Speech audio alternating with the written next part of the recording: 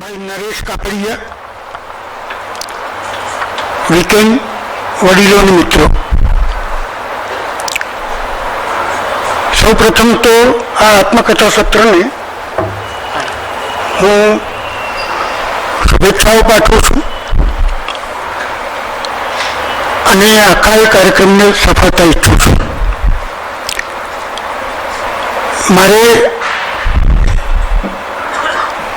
એક મરાઠી આત્મકથા ઉચલ્યા જેના લેખક લક્ષ્મણ ગાયકવાડ છે, એમની આત્મકથાનો અનુવાદ મેં કરેલો અને એ અનુવાદ વિશે અત્યારે મારે વાત કરવાની છે. મારો હેતુ આત્મકથાના સ્વરૂપ વિશે પણ વાત કરવાનો છે કે આપણે આત્મકથા કોને ગણીએ છીએ. તમને લોકોને જાણીને નવાઈ લાગશે, કદાચ આઘાત પણ લાગે કે હું આત્મકથાની સાહિત્ય સ્વરૂપ ગણતો નથી. જે આત્મકથાનો મેં અનુવાદ કર્યો છે, જે આત્મકથા વિશે હું બોલવાનો છું, એ આત્મકથાનું જ્યારે સાહિત્ય સ્વરૂપ વિચારવાનું આવે તો હું એમ માનું છું કે આત્મકથા સાહિત્ય સ્વરૂપ નથી. હવે એ કેમ નથી, એના જે કંઈ ઉદાહરણો કે એની જે કંઈ વિગતો છે તે હું પહેલાં વાંચીશ અને પછી આત્મકથા ઉચલ્યા વિશે હું વાત કરીશ.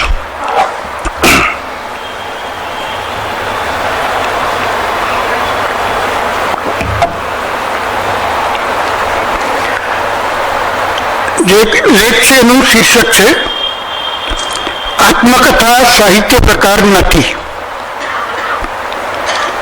કોઈ પણ સાહિત્ય પ્રકારમાં કલ્પનાનો વિશેષ મહિમા છે, પણ આત્મકથામાં કલ્પનાને અવકાશ નથી. જો આત્મકથામાં કલ્પના ભળે તો આત્મકથાનું સત્ય ઘટના પર આધારિત હું કેન્દ્રીય નવલકથા બનવાનું જોખમ નકારી શકાય નહીં. બીજી તરફ કેવળ ને કેવળ સત્યમૂલક આત્મકથા અશક્ય છે. એમ થવાના અનેક કારણોમાંનું એક તે એમાં થતું બાલ્યકાળનું નિરૂપણ. ભાગ્યે જ કોઈ આત્મકથા લેખક પોતાના બાળપણની વાત નહીં કરતો હોય અને એ જે બાળપણની વાત કરે છે એ સાચી હોવા વિશે હંમેશા શંકા રહેવાની. આત્મકથાકાર બાળપણ જીવ્યો હોવા છતાં તેના દ્વારા થતું નિરૂપણ ઘણું ખરું સ્મૃતિ આધારિત રહેવાનું. કોઈક રીતે એનું દસ્તાવેજીકરણ થયું હોય તો પણ દસ્તાવેજ કરનારનો દૃષ્ટિકોણ એમાં ભળવાનો અને એટલે અંશે પણ નિરૂપણ પ્રભાવિત થવાનું. આમ જ્યાં આત્મકથાનું મંડાણ જ કલ્પનાશ્રિત હોય ત્યાં સત્યનો કેવો અને કેટલો મહિમા હોય તે સમજી શકાય તેમ છે. આત્મકથાકાર અસત્યનો મહિમા ન કરતો હોય તો પણ અરે જીવાઈ રહેલી વાસ્તવિકતાને જ નિરૂપતો હોય તો પણ તેનો દૃષ્ટિકોણ જ વાસ્તવને બદલી નાખવા પૂરતો છે. ગમે તેવું કઠોર સત્ય કે વાસ્તવ શબ્દમાં કે અન્ય માધ્યમમાં મુકાવા માત્રથી બદલાતું હોય છે. ત્યાં વ્યવહારનું સત્ય કે વાસ્તવ ખોરવાનો અર્થ ખરો. જેમ વ્યવહારનું સત્ય કલાનું સત્ય નથી, એમ જ વ્યવહારનું વાસ્તવ પણ કલાનું વાસ્તવ નથી. એનો અર્થ એવો નહીં જ કે વ્યવહારના સત્ય કે વાસ્તવનો આત્મકથાને ખપ નથી. કલાના સત્ય અને વાસ્તવની નિર્મિતિનો આધાર જ વ્યવહારના સત્યને વાસ્તવમાં છે. ફરક એટલો જ કે કલાકૃતિ બનવા જતાં તે બદલાય છે અને આ બદલાવા પર જ કલાકૃતિની સફળતા નિષ્ફળતાનો આધાર રહેલો છે. વાસ્તવિકતા અને અનુભવ સર્જક માત્રના પોતિકા છે, આગવા છે, પણ કોઈ પણ કલાકૃતિ માટે એક કેવળ કાચી સામગ્રી છે. આ સામગ્રી જે તે કલા પ્રકારમાં ઢળવા રસાય છે, કસાય છે. આ સંજોગોમાં છે તે સામગ્રી કલાકૃતિ બનતામાં બદલાતી હોય તો વ્યવહારના સત્ય કે વાસ્તવનું કેવું ને કેટલું મૂલ્ય ઉપજે. સર્જક બાહ્ય વાસ્તવ કે સત્યને લેશ માત્ર બદલવાનો આશય ન રાખતો હોય તો પણ સર્જકનો દૃષ્ટિકોણ ભળતા જ તે તેની જાણ કે ઈચ્છા વગર પણ પરિવર્તનશીલ છે. ધારો કે કોઈ સર્જક કોઈ વ્યક્તિ કે વસ્તુને યથાતથ નિરૂપવા ઈચ્છે છે, પણ તેનું તે વ્યક્તિ કે વસ્તુ પર ધ્યાન કેન્દ્રિત થતામાં જ જે તે વસ્તુ કે વ્યક્તિ સિવાયના વ્યક્તિ, વસ્તુ કે વાતાવરણ ગૌણ બની રહેવાના. બને કે વ્યક્તિ તો પરાણે પણ કેન્દ્રમાં આવી રહે, પણ વસ્તુમાં પોતાનામાં એ ગુણ નથી કે એ આપમેળે કેન્દ્રમાં આવી રહે. એ તો અન્ય ચીજ વસ્તુઓની જેમ જ પોતાની વિશેષતા સિદ્ધ કરવાની કશી સભાનતા વગર જ જ્યાં છે ત્યાં જ છે. અશ્વિનભાઈ શાંતિ, એને કેન્દ્રમાં લાવે છે સર્જક. આમ થવાથી વસ્તુ સ્થાન બદલ્યા વગર પણ સર્જક માટે બદલાય છે. આવો બદલાવ ન લાવે તો સર્જક જે અભિષ્ટ છે તેને સિદ્ધ ન કરી શકે. વસ્તુનું માધ્યમ બદલાતા વાસ્તવ બદલાય છે અને જે પ્રગટ થાય છે તે વાસ્તવનો ભાસ માત્ર. એ જ રીતે પાત્ર કે કથકની ભાષા પણ અમુક વર્ગની હોવાનો ભાસ રચે છે. તે વ્યવહારની ભાષા બોલી લાગે છે તેની ના નહીં, પણ તે છે નહીં. સર્જક તેને સંસ્કારે છે, ઘડે છે. એક વાર્તામાં સોમલી નામનું સ્ત્રી પાત્ર આમ બોલે છે: રાતના તેને આવેલો જોઈને હું તો ખૂબ બીજેલી, વરહાટમાં ભીંજાઈને મરઘી ધ્રુજે તેમ. આ એક વાર્તાનું વાક્ય છે. અહીં બીજેલી સુધી તો પાત્રની ભાષા છે. રાતના એને આવેલો જોઈને હું તો ખૂબ બીજેલી, ત્યાં સુધી એ પાત્રની ભાષા છે. પણ પછીનું વાક્ય વરહાટમાં ભીંજાઈને મરઘી ધ્રુજે તેમ લેખકનું કાવ્યાત્મક ઉમેરણ છે. આવું જ આત્મકથામાં પણ શક્ય છે. પાત્રોના સંવાદો, ઉક્તિઓ જે તે કાળે જે ક્રમે રજૂ થયા હોય તે જ ક્રમે આત્મકથામાં આવે એવું દર વખત ન પણ બને, અને એટલે અંશે મૂળમાં પરિવર્તન આવવાનું. ચરિત્ર ચિત્રણ બાબતે પણ લેખકનો દૃષ્ટિકોણ ચરિત્રને વચ્ચે ઓછે અંશે બદલે એમ બનવાનું. સાચો દૃષ્ટિકોણ સાચું જ ચરિત્ર આપે એવી અપેક્ષા પણ ઠગાજી નીવડી શકે. ગાંધીજીને દેખાતો હરિલાલ અને હરિલાલ પોતે કે હરિલાલને દેખાતા ગાંધીજી કે ગાંધીજી પોતે એક ન જ હોય. અને સર્જન માત્રની એ જ તો વિશેષતા છે. સત્ય, વાસ્તવિકતા, અનુભવ જેવી બાબતો વ્યવહારમાં અને કળામાં નોખી ન હોત તો અર્થઘટન કે અનર્થઘટનની કેટલી સંભાવના રહે તે પ્રશ્ન છે. આત્મકથા લેખનના મૂળ આત્મકથાકારને આવી મળેલી નોખી જીવન શૈલીમાં પડેલા છે. એક ધારું, નીરસ અને સામાન્ય જીવન કોઈ રીતે પ્રેરણા કે પરિવર્તનને ચીંધતું હોય તો આત્મકથા લખવાનું ભાગ્યે જ કોઈ કારણ બચે. આવા એક ધારાપણામાંથી પણ આત્મકથાકારની પોતાની કોઈ સાધના કે ઈચ્છા તેને નોખા થવા ન પ્રેરે તો પણ આત્મકથા લખવાનો અર્થ ન રહે. વારું, એવી કોઈ આત્મકથામાં ભાવકને કયું કારણ બચે છે એમાં રસ લેવાનું. આત્મકથા ગમે તેટલી પોતાને માટે હોય તો પણ તે ભાવક માટે છે એ વાતે આત્મકથાકાર પૂરતો સભાન હોય છે. આ સભાનતા જ તેને રસિક બનાવવા તરફ પણ ખેંચે છે. એ કારણે પણ તે સત્ય, પ્રમાણિકતા, વાસ્તવ કે અનુભવને મચડવા મથે છે. એ પોતાના કે અન્યના સ્ખલનો ઢાંકે છે, અથવા તો એવી રીતે પ્રસ્તુત કરે છે કે તેના સ્ખલનો ક્ષમ્ય ગણાય અને આત્મકથાના નાયક તરીકેનું ઊભું થયેલું તેનું મૂલ્ય દૂષિત ન થાય. આત્મકથાકારનું પોતાનું વ્યક્તિત્વ સિદ્ધ ન થયું હોત તો અન્ય સંજોગોમાં તેણે પોતાને જુદી રીતે રજૂ કર્યો હોત એ પણ એટલું જ સાચું. મોહનદાસ કરમચંદ ગાંધી બાળમોહન કરું ચોરે ત્યારે તેનો દોષ જે તીવ્રતાએ તે ઉંમરે કુટુંબીજનોને કે તેને પોતાને સ્પર્શે તે મહાત્મા બન્યા પછીની કબૂલાત રૂપે આવે ત્યારે તેની માત્રામાં વધઘટ થવાની. આ બધું જ સત્યને પરિવર્તિત અને પરાવર્તિત કરનારું છે. ઘણીવાર આત્મકથાકાર દ્વારા કે મરણોત્તર પ્રકાશન થાય ત્યારે પ્રકાશનને સ્તરે અન્યને હાનિ ન થાય તે માટે કેટલીક હકીકતો છુપાવાતી હોય છે.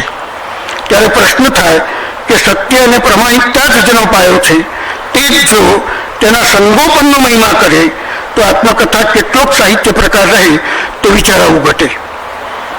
કોઈ સર્જક આત્મકથાની બધી જ લાક્ષણિકતાઓ સાથે કેવળ ને કેવળ આત્મકથાનો આભાસ કરાવનારી રચના આપે તો તેને પડકારવાના કયા ઓજારો છે એ પણ પ્રશ્ન છે. આત્મકથાને એનો સર્જક જ સત્ય અને વાસ્તવદર્શી બનાવી શકે અને એ જ એનો આભાસ રચીને છળી પણ શકે છે. સત્ય અને પ્રમાણિકતા જ જેનો આધાર છે તે આત્મકથાને સત્ય અને પ્રમાણિકતા જેટલા નડે છે તેટલા અન્ય કોઈ કલા પ્રકારને નડતા નથી. એ પણ વિચિત્રતા છે. આ આત્મકથા સંદર્ભે મેં વાત કરી. હવે જે આત્મકથાનો મેં અનુવાદ કર્યો છે એ વિશે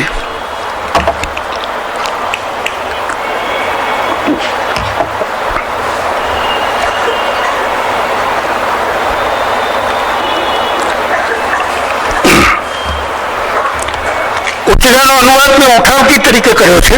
એનું શીર્ષક ઉઠાવગીર આપ્યું છે. ઉઠાવગીર મરાઠી દલિત લેખક લક્ષ્મણ ગાયકવાડનું ઉચિલાનું મેં કરેલું અનુવાદિત પુસ્તક છે. લક્ષ્મણ ગાયકવાડનું એ પહેલું જ આત્મકથાનું પુસ્તક છે અને અનુવાદ તરીકે પ્રગટ થયેલું એ મારું પણ પહેલું જ પુસ્તક. સાહિત્ય અકાદમી દિલ્હીએ ઉચિલાનો અનુવાદ કરવાનું કામ મને સોંપેલું. ઉચિલાનો અનુવાદ કરતા મને 6 વર્ષ લાગ્યા.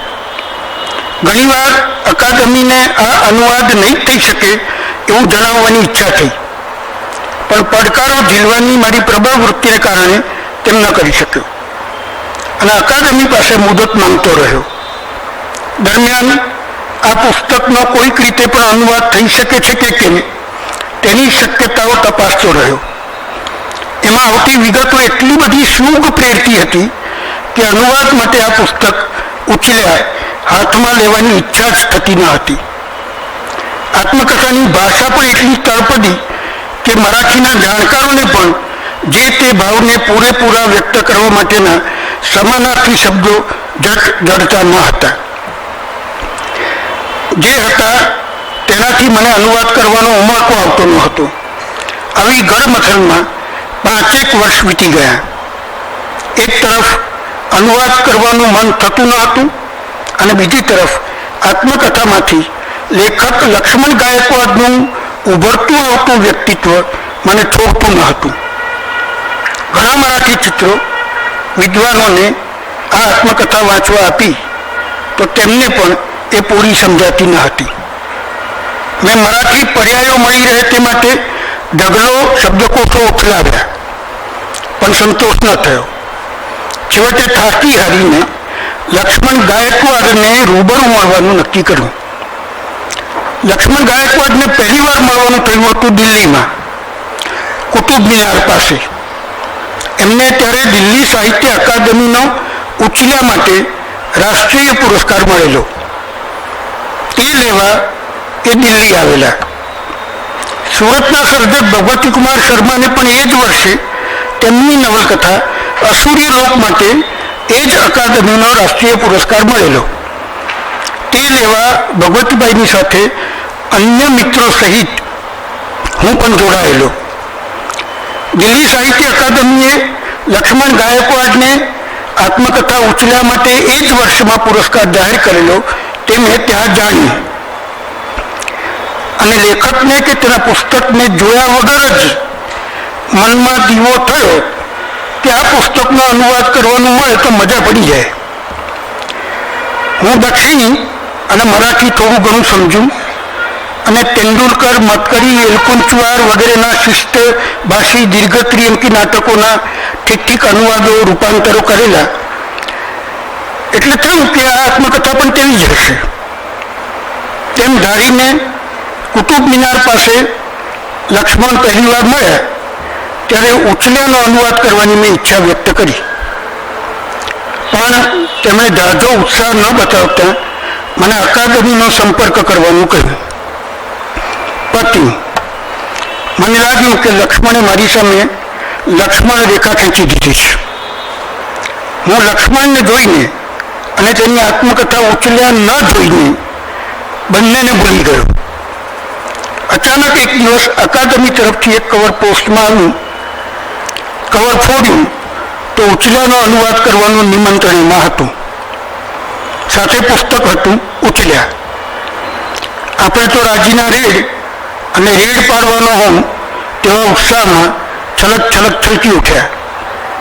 પછી ખબર પડી કે ભગવતીબાઈને ચુનુ મોદીએ અકાદમીને મારી ભલામણ કરી હતી અનુવાદ કાર્ય સોંપવાની અને તેના પરિણામ સ્વરૂપ ઉછલ્યા મરાઠી અનુવાદનું પુસ્તક મારા હાથમાં આવ્યું.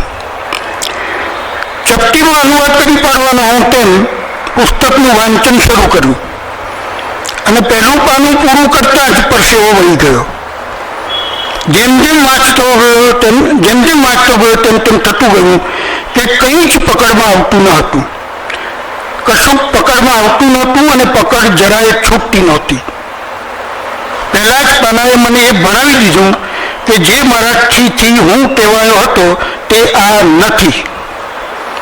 લેખકે જે ભાષા બોલાતી હતી તેના જરૂર પડી ત્યાં મરાઠી વિકલ્પો પણ આપેલા.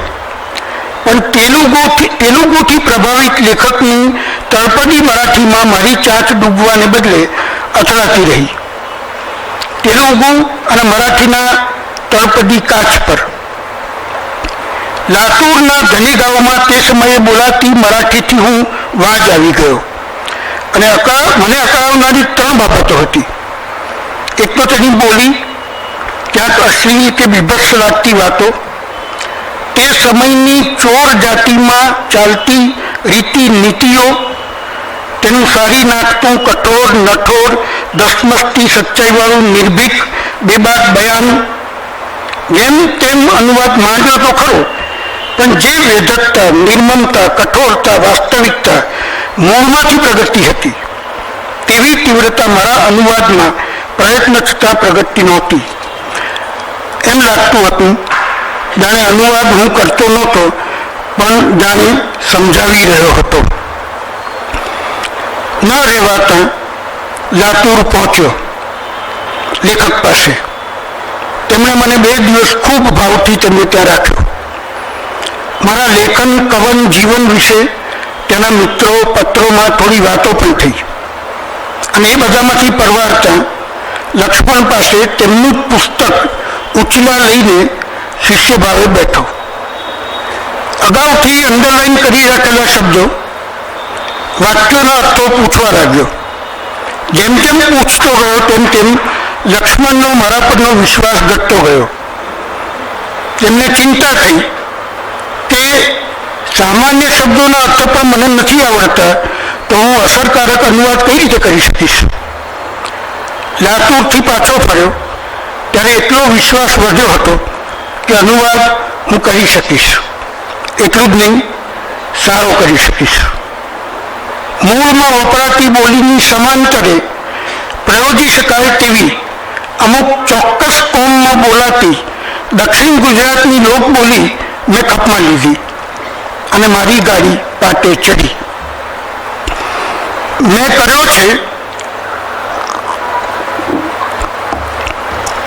છે તેથી વધુ સારો અનુવાદ કોઈ કરી ન શકે તેવું હું માનતો નથી.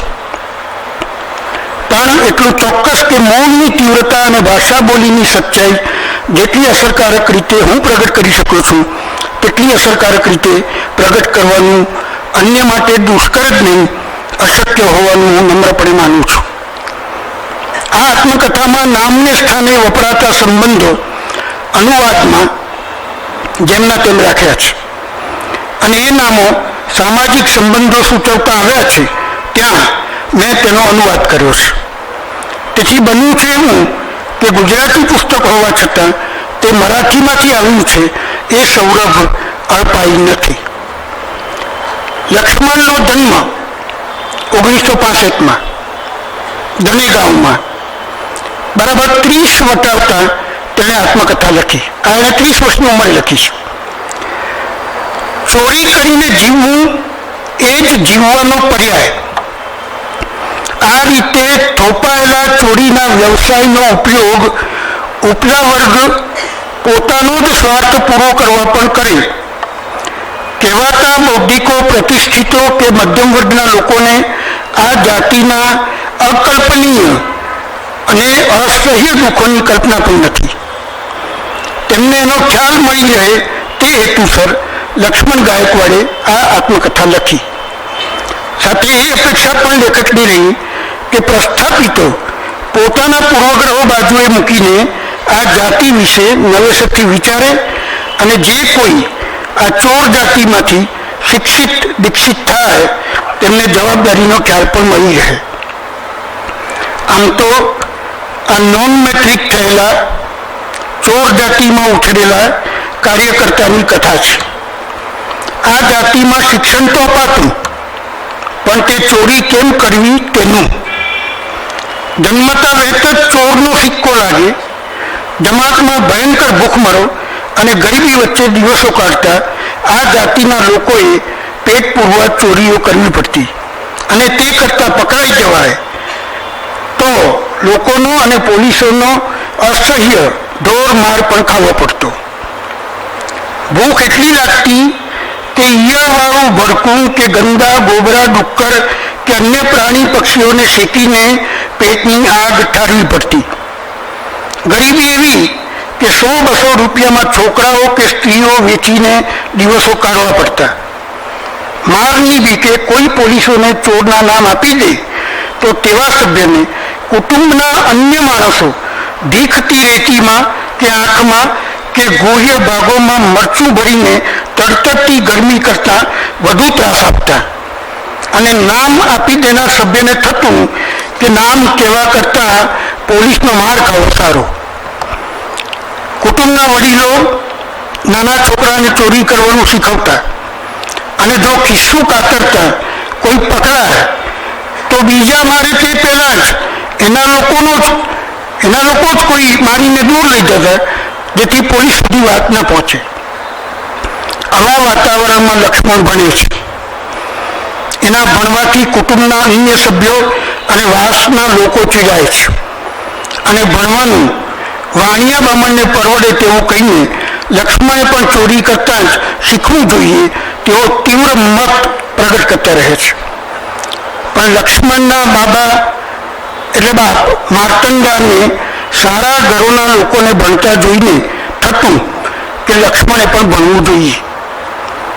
બાબાને લીધે જ લક્ષ્મણ ચોરી તરફ ન વળતા ભણવા તરફ વળે છે અને ડચકા ખાતા નોન મેટ્રિક સુધી પહોંચે છે. એના શિક્ષણ દરમિયાન કેટલાક રમૂજી પ્રસંગો પણ બને છે. એકવાર લક્ષ્મણને બાબા નવી અપાવેલી નોટમાં કશુંક લખેલું જોતા મારવા લાગે છે. તે એવી સમજથી કે નોટમાં કશું લખવાનું ન હોય, તેને તો સાચવવાની હોય. પછી સાચું સમજતા બાબાને પસ્તાવો થાય છે કે લક્ષ્મણને ખોટો માર્યો. એકવાર ગામમાં કોગળિયું ફાટી નીકળે છે તો ગામ લોકો એમ જ માને છે કે લક્ષ્મણ સ્કૂલે જવા લાગ્યો તેથી દેવી કોપાયમાન થઈ છે. એટલે જ બધાને ઝાડા ઉલટી થયા છે. લક્ષ્મણ ગામના દરે સ્કૂલે જવાનું પડતું મૂકે છે તો માસ્તર તેને સ્કૂલમાં ટીંગા ટોળી કરીને ખેંચી લાવે છે અને માસ્તરની મદદથી જ ગામ લોકોને ખાતરી થાય છે કે કોગળિયાને અને શિક્ષણને કોઈ સંબંધ નથી. માસ્તર માંદાઓને દવા અપાવે છે અને ગામ લોકો માંદગીમાંથી છૂટે છે. ચોરી કરવા જે યુક્તિ પ્રયુક્તિઓ કામે લગાડાતી તે પણ રમૂજ પ્રેરતી. ચંદ્રભાગાને કિનારે ભાત રાંધતી સ્ત્રીનું વાત એવી છે કે આ લોકોને ભૂખ લાગી છે ચોરને સંબંધીઓને, અને એક બાઈ પુલ નીચે રાંધવા બેઠી છે. જો તપેલું હાથમાં આવે તો પેટ ઠરે, પણ તપેલું લાવવું કેવી રીતે? કારણ કે બાઈ પેલી ત્યાં બેઠેલી છે. એટલે આમાંનો એક જણ જઈને સીધો એની સામે પેશાબ કરવો ભૂલી જાય છે. એટલે પેલી ખીજવાઈને ત્યાં ગધેડાને કંઈ ભાન નથી એમ કરી મોઢું ફેરવી લેશે. જેવું મોઢું ફર્યું કે તપેલું ફેંકી જાય છે.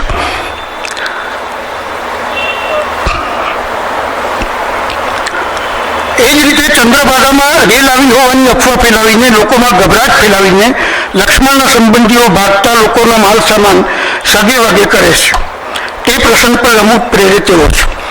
ચોરીની એક બીજી રીત પણ છે, એને કહું છું. નાવા ગયેલી સ્ત્રીઓના દાગીના કોઈ આંચકી ન જાય એટલે દાગીના પર ટોપલી મૂકીને એક ડોશી બેસી રહે છે. ડોશીને તેના સ્થાન પરથી ઉઠાડવા એક સંબંધી રસ્તામાં 5-5ની નોટો નાખતો જાય છે ને તે લેવા ડોશી જેવી ઉઠે છે કે ટોપલી નીચેથી દાગીના ઉતરી જાય છે. 15 ઓગસ્ટે લક્ષ્મણ નિશાળમાં ભાષણ કરે છે. તેમાં કે ઇન્દિરા ગાંધીને પત્ર લખવાની વાતમાં કે ચંપલની અવેજીમાં પગમાં પોઠાના ચંપલ પહેરવામાં લક્ષ્મણની બાળ સહજ નિર્દોષતા રમૂજ પ્રેરે છે. કે તુળજાપુરથી પગે ઘસવાના પથરા તરીકે લાવેલો પથરો, જે અંધશ્રદ્ધા અને શ્રદ્ધાની જે વાત છે તેની છે કે તુળજાપુરથી પગે ઘસવાના પથરા તરીકે લાવેલો પથરો દેવી તરીકે સ્થાપિત થતા તેલ સિંદૂર લાગતા 60-70 કિલોનો થઈ જાય છે. તેમાં કે પાટીલને કોરા લોટ મીઠું આ લોકોને ખપતા નથી. પાટીલને કોરા લોટ મીઠું આ લોકોને ખપતા નથી, પણ તેમનું ભીનું મટન ખપે છે. તે વાતમાં જે વેધક કટાક્ષ છે તે સારી નાખે તેવો છે. આ રમૂજ કે કટાક્ષને હળવાશથી પણ આ રમૂજ કે કટાક્ષ હળવાશથી લેવા પ્રેરાય તેમ નથી. લક્ષ્મણને સતત ઉઠતો પ્રશ્ન એક જ છે, ભરપેટ જમવાનું ક્યારે મળશે? મુખ્ય જે ગુણ છે, આ અવગુણ છે તે આ ભૂખ. આ ભૂખમરાને લીધે જ લક્ષ્મણ ઓવારીને નંકાયેલું નાળિયેર પણ ભૂત વર્ગે તેની ચિંતા વગર ઉપાડી લે છે કે કોઈકની જ્ઞાતિમાં એકથી વધુ વખત જમવા ઘૂસી જઈને લક્ષ્મણ પર પકડાય છે ત્યારે અપમાનિત પણ થાય છે.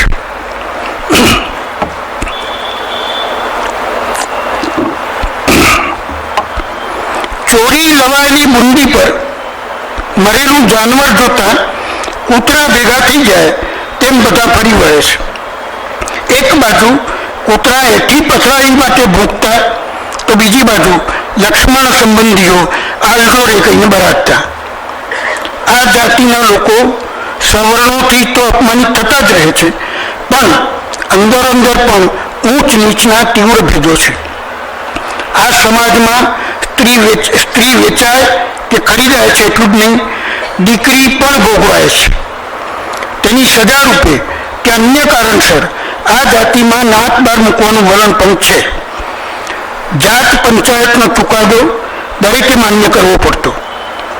બીજી પત્ની કરવાની આ જાતિમાં છૂટ છે, પણ ન જોઈતી પત્નીનો ખર્ચ ભરી દેવો પડે છે. આ જાતિમાં સ્ત્રીઓ પણ ચોરી કરવામાં પાવરડી છે.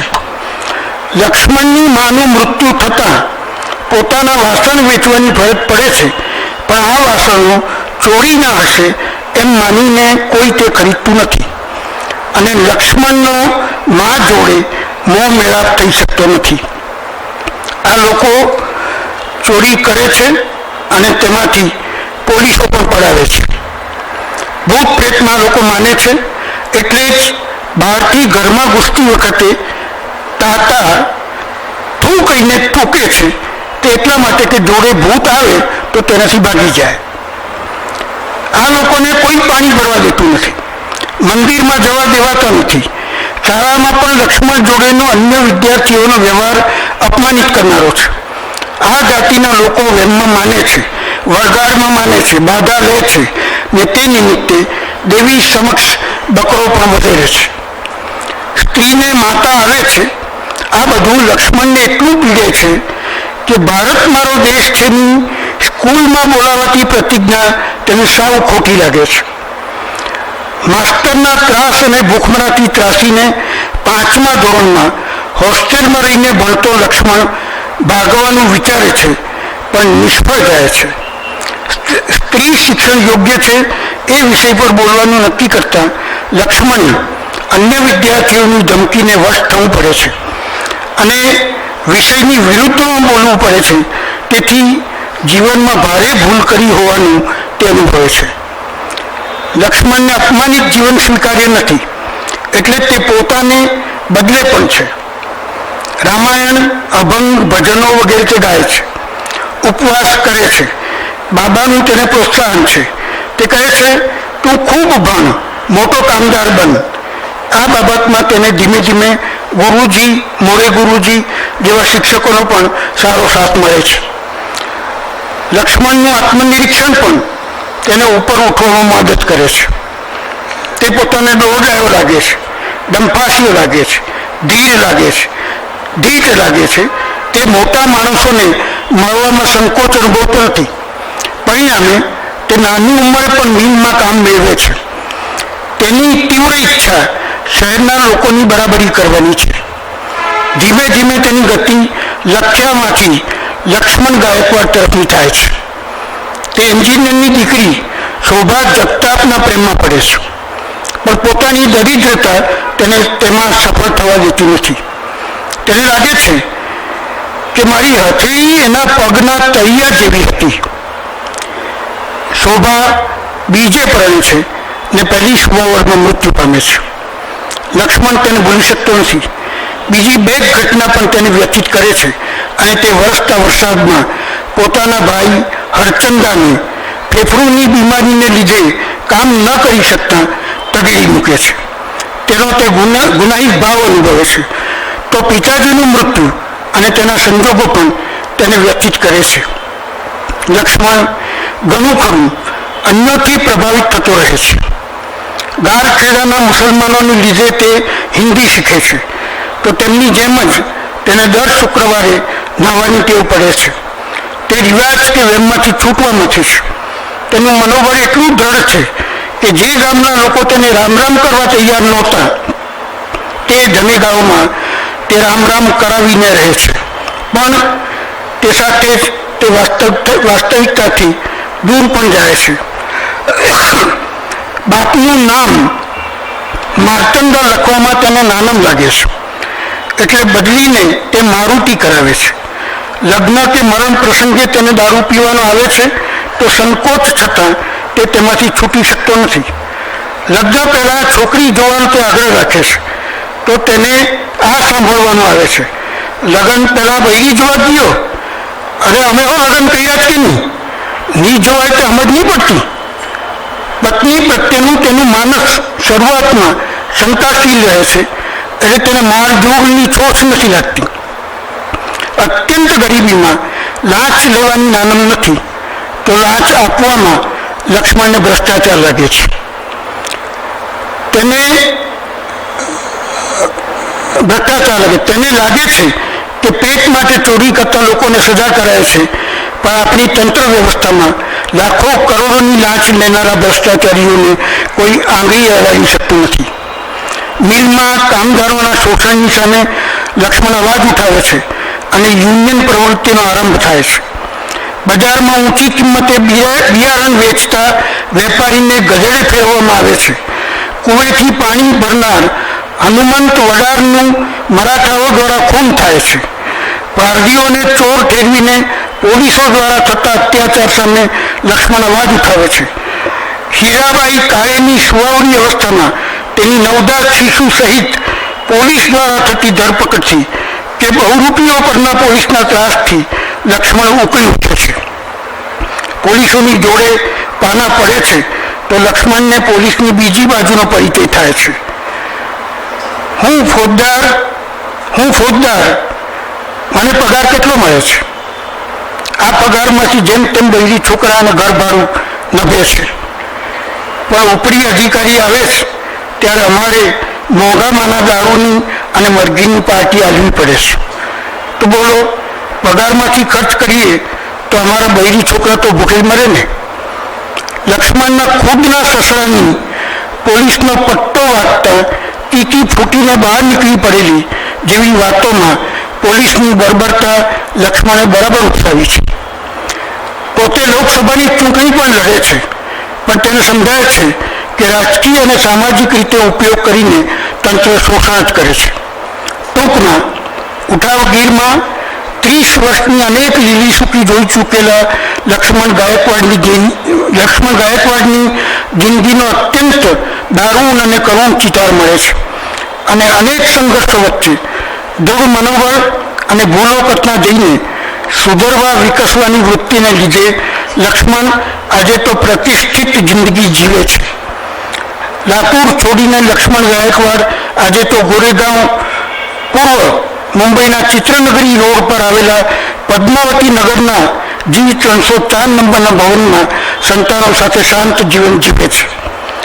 પોતે ચીનનો પ્રવાસ પણ કરી આવ્યા છે અને મરાઠી આત્મકથા ઉછળ્યાએ તેમને રાષ્ટ્રીય સાહિત્ય અકાદમીના પુરસ્કાર ઉપરાંત મહારાષ્ટ્ર ગૌરવ પુરસ્કાર જેવા ઢગલો પારિતોષિકો અને કીર્તિ રહી આપ્યા છે. લક્ષ્મણ ગાયકવાડે સંઘર્ષ પ્રચુર જિંદગીમાંથી માર્ગ કાઢીને જે રાજકીય કે સાહિત્યિક માન અકરામો પ્રાપ્ત કર્યા છે તે એટલું તો સૂચવે જ છે કે નરક જેવી જિંદગીમાંથી પણ માણસ ધારે તો રસ્તો કાઢીને સરળ સફળ જિંદગી જીવી શકે છે. Thank you very much.